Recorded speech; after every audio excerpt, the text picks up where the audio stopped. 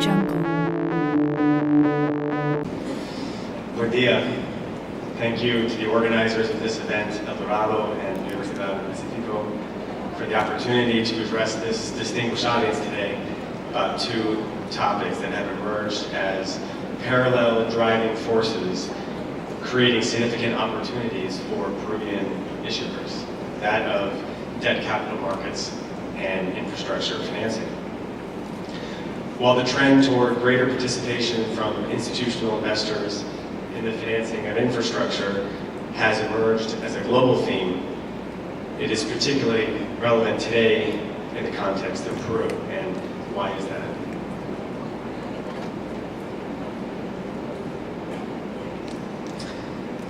As I'll discuss in the next few slides, there's been a convergence of strong macro fundamentals and market technicals in Peru, along with relative scarcity of long-duration Peruvian issuances in the debt capital markets that has created pent-up demand amongst both international and local investors for Peruvian infrastructure assets. And many of these trends were highlighted in the previous presentation from Minister Castillo. As a result, the country currently sits in front of a massive opportunity to capitalize on these positive market trends in order to close the gap on the funding of its vast infrastructure needs, which was recently estimated by Proinversión to be close to $90 billion in just the next 2 years alone. While this opportunity is clearly recognized by many of the sponsors and investment banks sitting in this room today, the government will play a critical role in the pace and the form of infrastructure financing in Peru for the next several years. Broadly speaking, the private-public infrastructure model adopted by Peru has been considered successful, and there is constant pressure to adapt these infrastructure models as the needs and constraints of the global capital markets continue to evolve over time.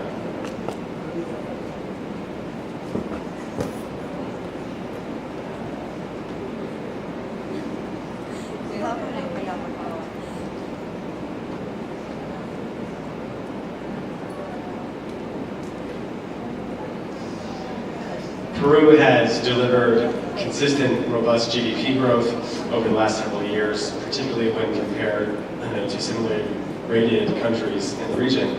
While much focus has been put on Brazil's potential growth given the size of its economy and abundance of natural resources, government policies and social tensions have stalled elevated growth. Mexico has emerged as a country with great growth potential given the economic recovery in the United States and important government reforms that are expected to attract far greater foreign investment, such as the recent energy reform. However, Mexico is saddled with large fiscal constraints and potential delays in converting reforms into secondary laws.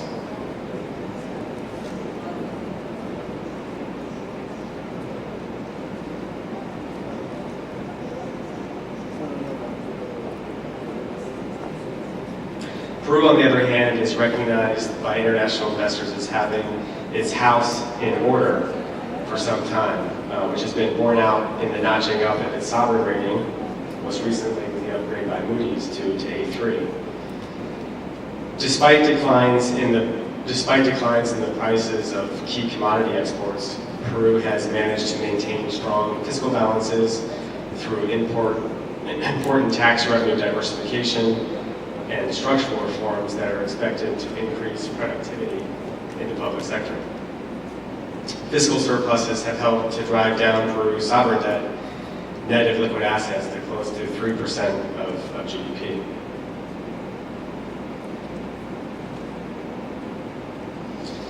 The rise in sovereign ceilings and increase in corporate ratings across Latin America has led to an impressive year-on-year growth in international investor flows into the region.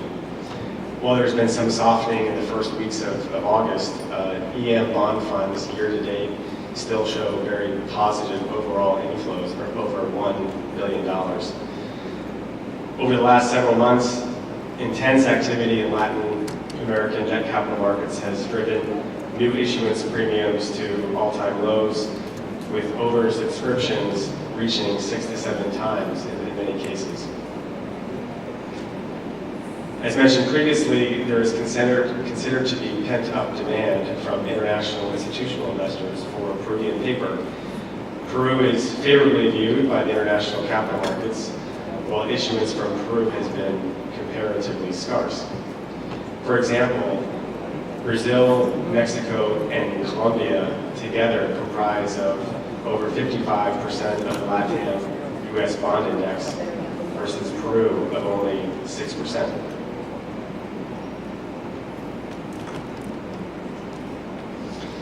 Another very important trend in the Peruvian capital markets is the growth of local pension funds and money managers.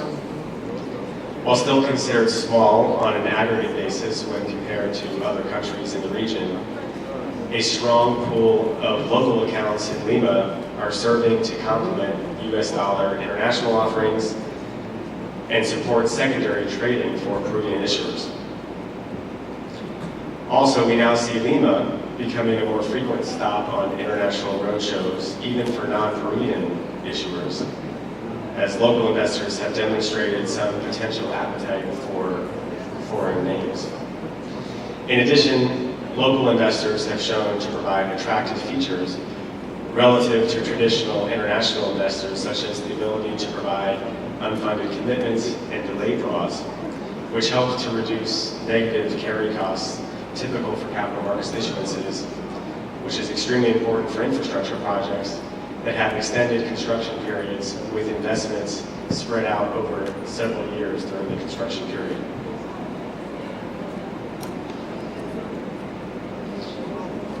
As mentioned previously, Peru has significant infrastructure initiatives to be carried out over the next few years. The list shown here from Promercion shows a total pipeline of close to $90 billion of infrastructure projects already identified. Most notably, the government has recently issued 2 large infrastructure concessions, one for the Lima metro system, and just a few weeks ago awarded a $7 billion concession for a 1,000-kilometer pipeline running from the Camisea fields down to southern Peru. Peru has the opportunity to capitalize on its positive macro fundamentals and market technicals to support the successful financing of all of this infrastructure pipeline by the private sector in order to shrink the immediate capital outlay required by the public sector, which again will support the continuation of Peru's strong fiscal balances. The demand for Peruvian assets by both international and local institutional investors is extremely important in the context of certain global trends in infrastructure financing, which I'll further explain on the next page. Volumes in project and infrastructure debt globally have reached $363 billion in 2013 and have generally grown 15% annually over the last few years. Historically, over 95% of all infrastructure debt globally was funded through bank loans, inclusive of support from export credit agencies and multilateral institutions such as CAF, IDB, and the IFC. A core set of banks in the US, Europe, and Japan developed a key skill set to analyze non-recourse credit and would regularly extend project finance bank loans for 15 to 20 years, given the long payback period required for many infrastructure investments. However, during and after the global financial crisis in 2008, many US and European banks had to shed a large portion of their infrastructure debt portfolios given the suboptimal pricing and lack of secondary market liquidity for these infrastructure assets. Today, the appetite for long-dated capital commitments for greenfield infrastructure projects from commercial banks has rebounded, although the overall liquidity in the project finance bank market has declined from its pre-crisis peak. Now, infrastructure loans are more commonly characterized by shorter dated mini-perm loans of less than 10 years and structured as club deals organized by a few banks, as opposed to the more traditional underwritings and broad bank syndications of fully amortizing 15 to 20-year debt. Some of these changes in the bank market have been driven by bank regulators in the US and Europe. In certain cases, bank regulators have developed a negative view on the concept of banks, which accept short-dated bank deposits, funding long-dated illiquid infrastructure loans. And as a result, they have imposed heavy capital requirements on loans extended with tenors of greater than 5 to 7 years. Recognizing these constraints, investment banks have been working closely with sponsors and governments to find financing structures that can support the greater participation of institutional investors in infrastructure projects, such as insurance companies, pension funds, mutual funds. It is generally viewed that institutional investors should be more efficient funders of infrastructure, given that long-dated infrastructure assets better match the long-duration liabilities of insurance companies, as an example.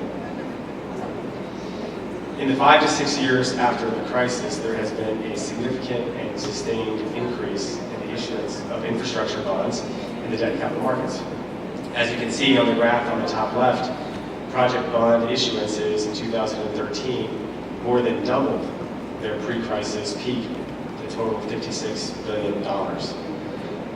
What makes this number particularly impressive is that pre-2008, a large majority of the infrastructure bonds issued benefited from full AAA wrap from monoliners, like in the case of the Chilean toll roads. This meant that institutional investors were not actually exposed to the underlying project risks. Post-crisis, when most of the monoliners lost their high investment grade ratings, almost all infrastructure bonds have been issued without guarantees on a standalone basis. This has required a significant amount of education with institutional investors who traditionally have not had significant experience in underwriting single asset infrastructure risk. Even today, despite the growth in the participation of the capital markets in infrastructure financing, institutional investors have greater restrictions on their investment criteria relative to that of commercial banks. For example, traditionally, institutional investors have not been comfortable underwriting greenfield construction risk. Money managers and pension funds simply haven't yet developed the core skills set needed to analyze the complex nexus of risks associated with project construction, including engineering and technical integration, and social and environmental issues that often can arise for greenfield projects, particularly when rights of way are required. Pricing dynamics for institutional investors also differ from traditional project finance bank lenders, given that relative value is driven equally by secondary liquidity as credit risk. Secondary trading can often be limited for single issuances for standalone infrastructure projects, requiring important liquidity premiums that are added to the credit risk spread for project bond issuances. That said, there are many characteristics of infrastructure assets that make them extremely attractive for institutional investors. One, there's recently, over the last few years, a search for yield, given that historical low rate environment in the past few years. To give an example, project bonds will typically trade 100 to 200 basis points wide of their off-taker. I give it as an example, a large number of the offshore oil and gas drill ships that have been financed with long-term charter contracts for Petrobras. Those have typically traded anywhere from 100 to 250 wide of the Petrobras yield curve. So So they provide a tweak in credit spreads based off of underlying corporate or sovereign payment risk. Another important, interesting fact based on historical data is that asset security significantly increases bondholders' ultimate recovery, providing an additional motivation by fixed income investors to make an asset allocation toward infrastructure finance. In a recent study by Moody's, found that for equally rated unsecured corporate bonds and asset-secured project bonds, the cumulative default rate was similar between the two, but the ultimate recovery rate for infrastructure bonds almost doubled that for unsecured debt. So for an example, for a BAA-rated issuances, secured project bonds over the last 10 years have experienced a recovery rate of 80% versus unsecured corporate debt of approximately 43%. As a result of these factors, institutional investor participation in infrastructure finance globally has grown significantly as the framework for credit allocation amongst US and European funds have evolved. As a final point, I would highlight that in 2013, the Americas made up over half of the total project bond volumes globally. I believe this is an indication of the number of quality infrastructure projects being developed in the region relative to other parts of the world in traditional infrastructure, energy, and oil and gas projects.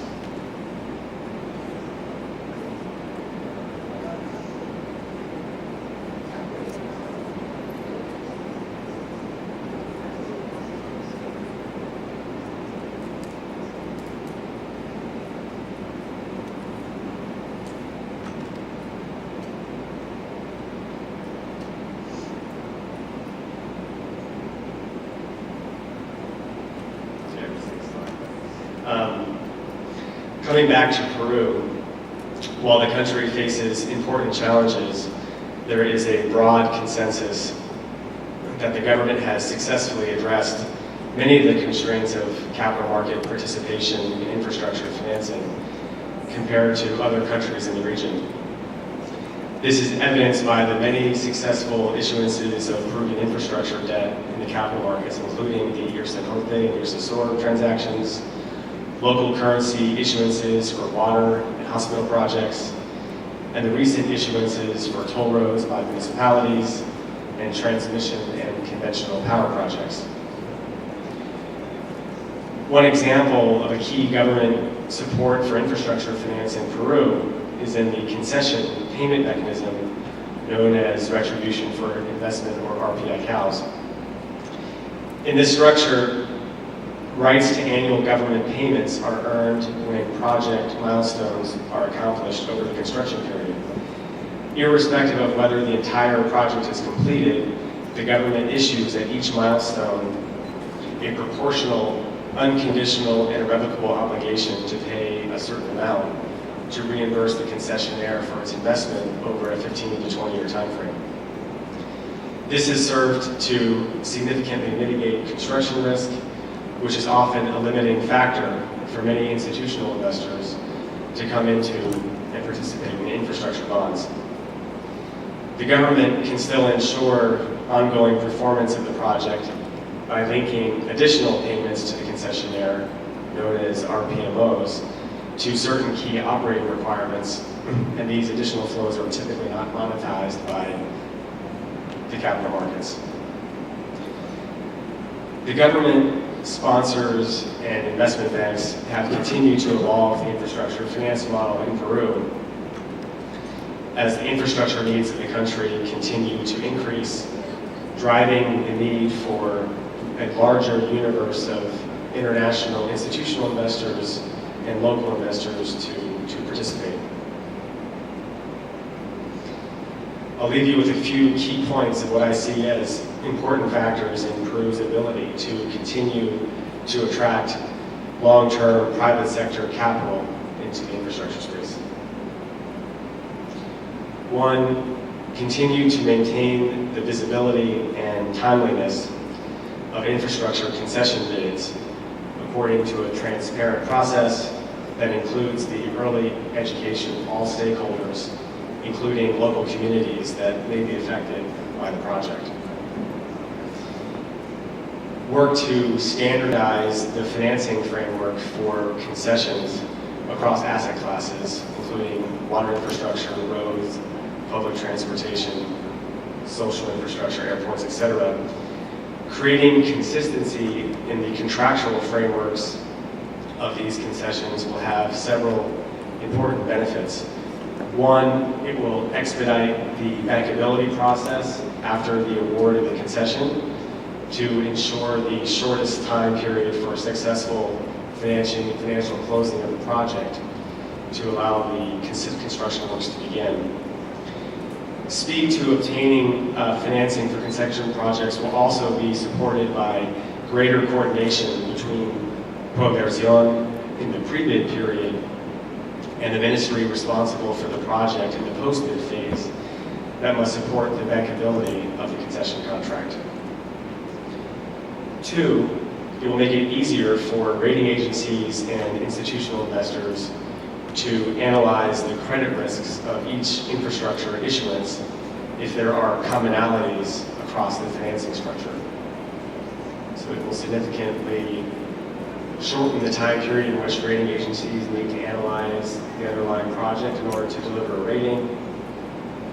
And institutional investors have already become familiar with the general concept of infrastructure financing in Peru, but there have been many changes and evolution over time from CURPALs to RPI cows to PAL cows, etc.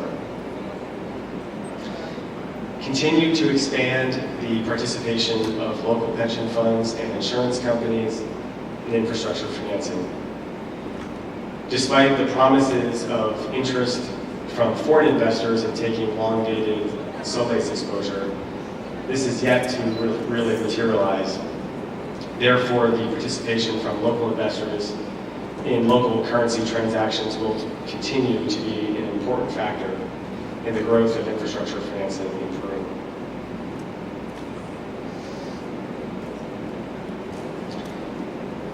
There are great opportunities in front of Peru.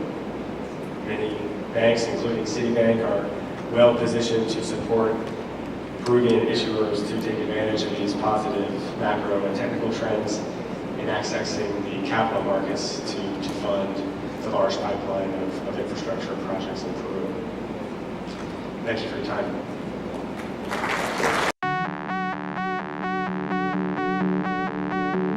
Audio Jungle.